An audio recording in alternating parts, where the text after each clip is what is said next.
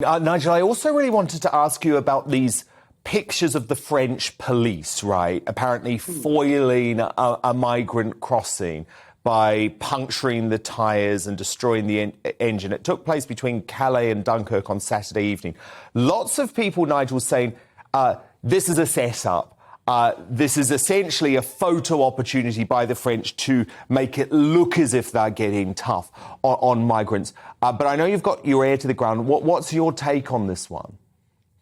Well, it did show a change of tactics, and that was welcome. But then when you've given them several £100 million, just puncturing one boat isn't really enough, is it? So, I mean, again, great footage, GBNews leading the way. If you want to know what's happening in the channel on the migrant crisis, come to the People's Channel, come to GBNews. We're breaking all these stories way before anybody else. But please don't be convinced that just because they put a knife into one boat, that it's going to be, frankly, really going to make much difference. It isn't. And the problem is this, and this is where the French have a point.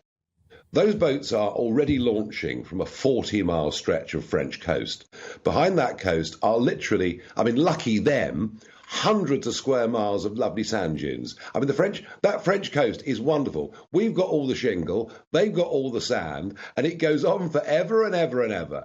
And to really police that, you would need thousands of people every single day. The problem here is not the French.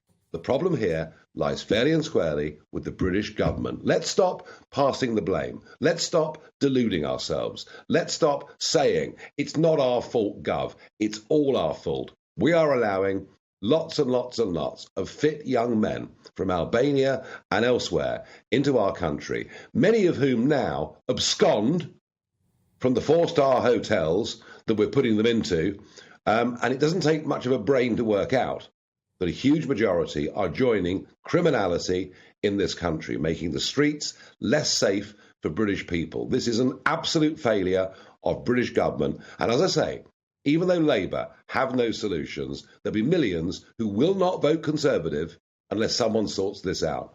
Now, if Liz Truss pulls a rabbit out of the hat and surprises us all, I promise you, I'll buy champagne for a week if it happens. I'll hold you to that. No, please, I'll be very happy to. But it's going to take somebody of exceptional strength